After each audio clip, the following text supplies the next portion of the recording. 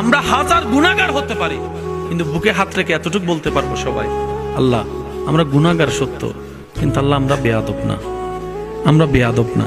বেয়াদব সব সময় রহমত থেকে মাহরুম হয়। যতই গুনাহ করি আমরা স্বীকার করি আমাদের পাপের সীমাটা হয়তো সীমানাটাও পাড়িয়ে গিয়েছে।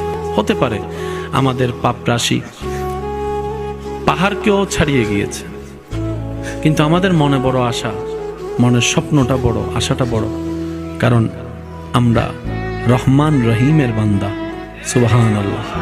আমাদের একজন রব, যিনি রহমানও, যিনি রহিমও, যিনি গফফারও।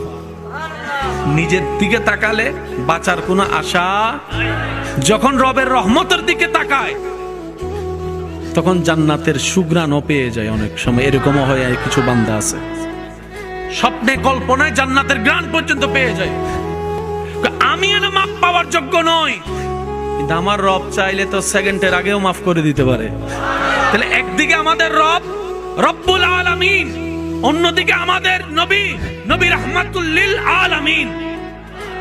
পাওয়ার আশার চান্সেস আমাদের বেশি।